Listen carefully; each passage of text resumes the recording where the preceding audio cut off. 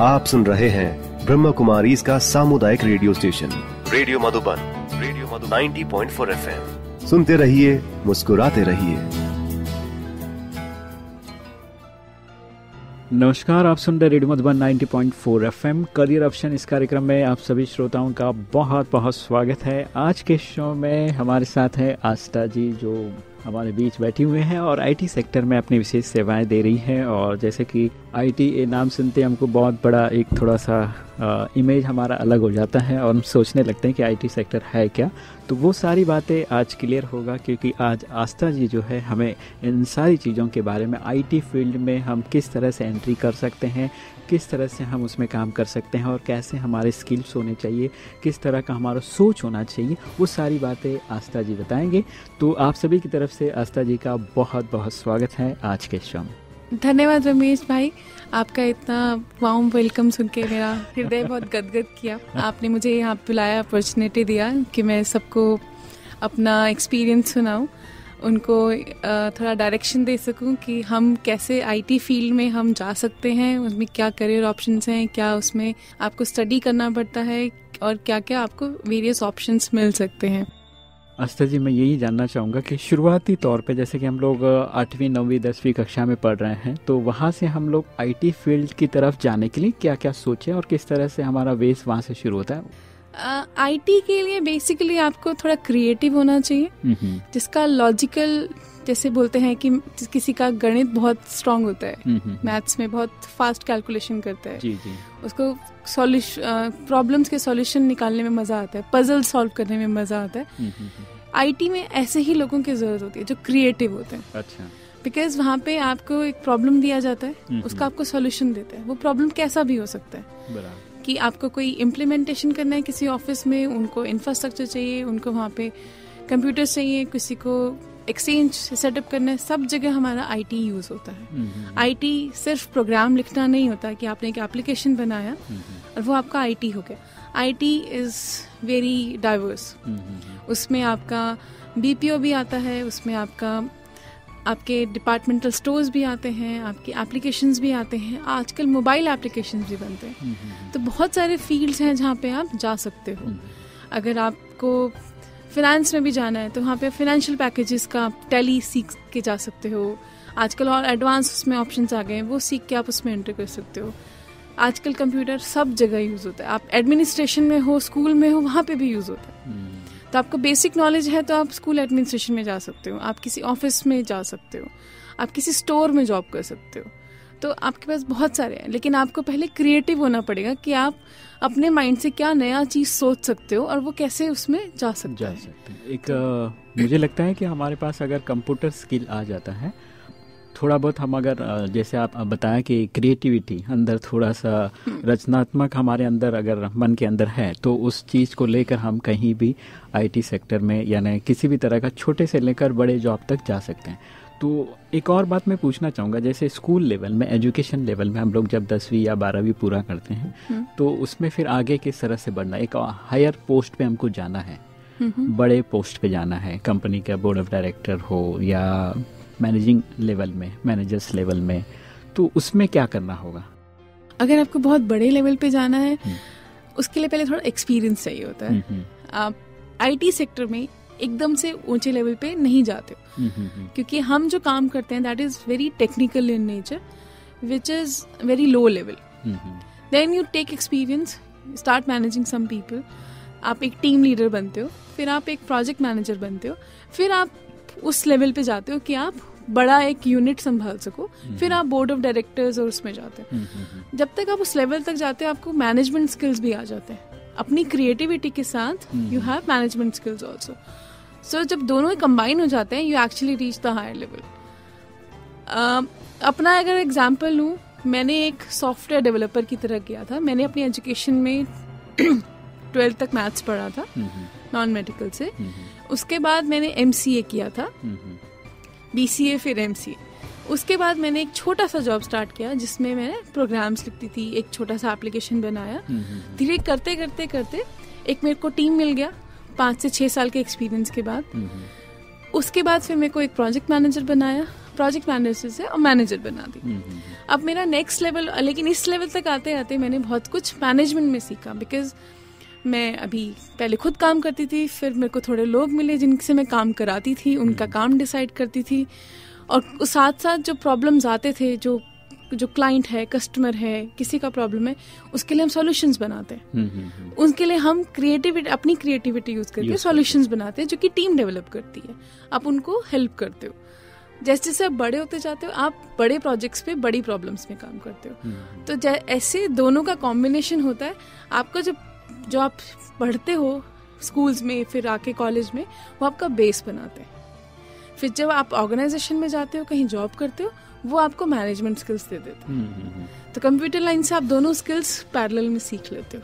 तो ये एक अच्छी बात आपने बताया, और मुझे लगता है कि हमारे जो विद्यार्थी हमें सुन रहे हैं वो इस बात को समझ रहे होंगे कि हमारा एजुकेशन 12वीं या डिग्री आप करते हैं, उसके साथ में आपको जो है IT फील्ड में जब जाना है तो पहले आपको थोड़ा सा जो भी बेसिक नॉलेज है वो सारी चीज़ें होनी चाहिए। फिर उसके बाद आप टीम में ज्वाइन करेंगे, फिर जो टीम वर्क मिलेगा वो करना है। उसके बाद फिर आप धीरे धीरे प्रोजेक्ट के ऊपर काम करने लगेंगे, तो उसके बाद फिर आप आगे बढ़ते जाएंगे। Exactly. तो चलिए, बहुत अच्छी बात आपने बताया आस्था जी। और मैं चाहूँगा कि इसमें जैसे कि आपने अपना एक्सपीरियंस शेयर किया, तो उस बीच में कई बार ऐसा हो जाता है कि कुछ स्ट्रगल पीरियड भी होगा, क्योंकि एक छोटे लेवल पे एक मैनेजर के लेवल पर आप आज पहुँचे हैं।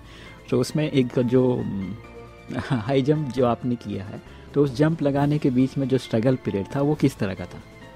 स्ट्रगल डिफरेंट तरीके के आते हैं। उससे पहले मैं एक चीज बोलूंगी, जब आप सोने का गहना बनाते हो, जब तक उसको तराशते नहीं हो, वो सुंदर नहीं बनता जी। तो ऐसे ही जब आप किसी प्रोफेशन में जाते हो, वहाँ पे स्ट्रगल नहीं आता, आपको सक्सेस नहीं मिलती है, वो चमक नहीं निकल के आती है।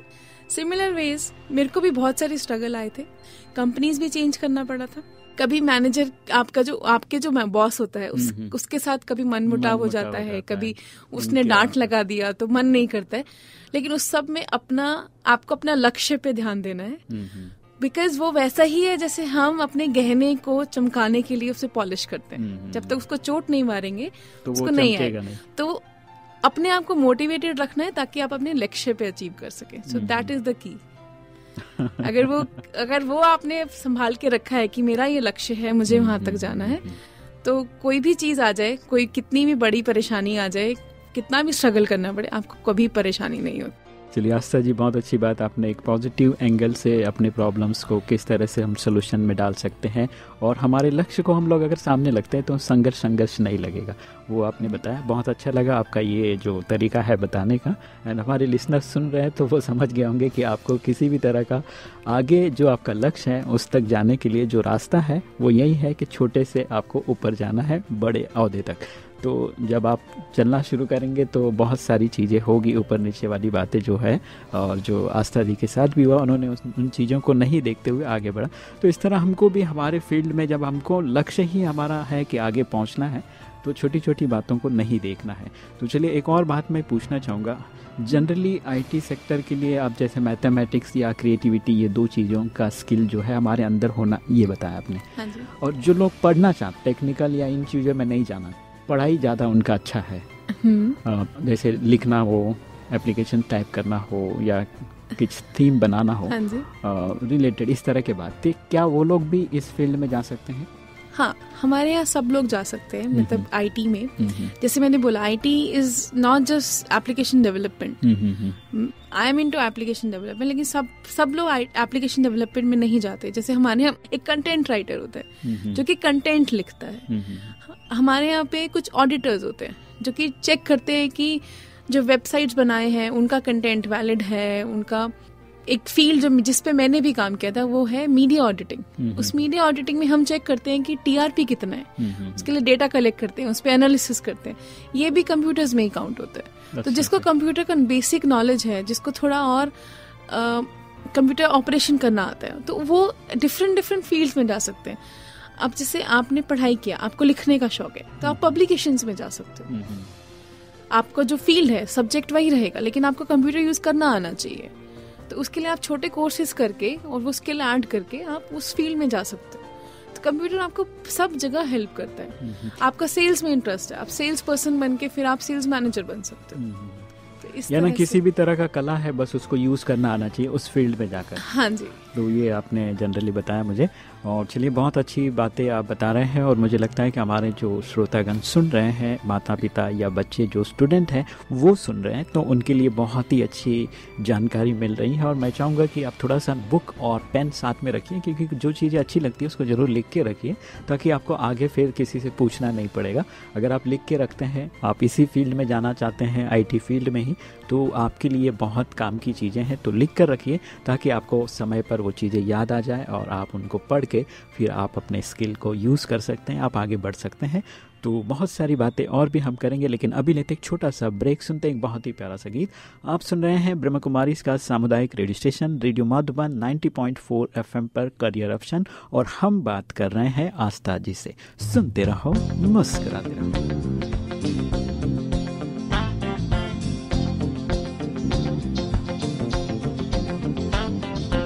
Life is not just win or lose, it's all about बस रहो खुश। Life is not just win or lose, it's all about बस रहो खुश। सपनों के लिए जी लो,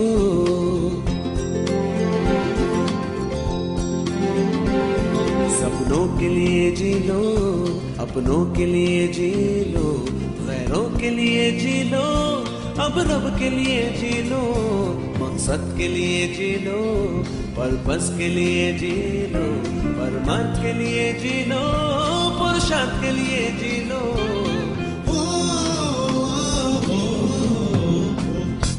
जी लो जीवन जी भर के, जी लो जीवन हाँ जी भर के, जी लो जीवन जी भर के, जी लो जीवन हाँ जी भर के।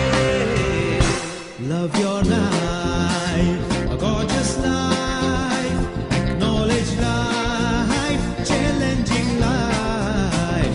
Love your life, a gorgeous life, acknowledge life, challenging life.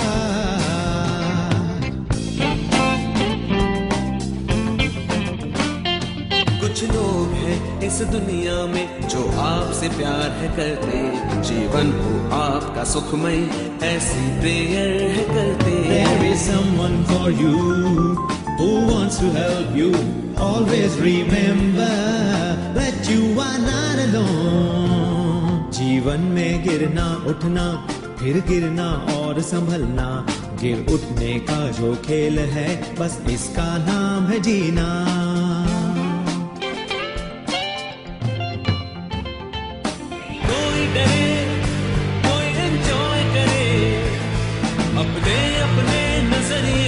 उसको महसूस करे,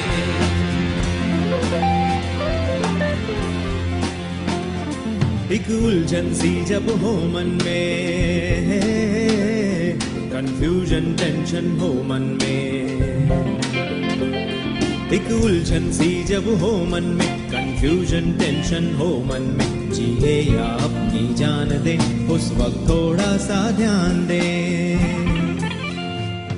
मरने का कोई विचार न करे, ये हार है स्वीकार न करे, मरने का कोई विचार न करे, ये हार है स्वीकार न करे। आशाओं से दुनिया चलती है, घटनाएं भी अच्छी घटती है, अच्छे मौके भी आएंगे, अगर वक्त को थोड़ा मौका दे, अवकाश मिले घटनाओं को, यमराज को भी ये धोखा दे। इरादा कर लो पक्का, मन को दे दो एक झटका, जीना मरना ये भरम है, अब मौत को दे दो चकमा, जीना मरना ये भरम है, अब मौत को दे दो चकमा। तुम जान के मत जान लो, लड़ना है बस अब ठान लो, तुम जान के मत जान लो, लड़ना है बस अब ठान लो, रूठा है रब तो रीझेगा, अंतर्बल को पहचान लो, अंतर्बल को पहचान लो, अंतर्बल को पहचान लो। Love your life, a gorgeous life.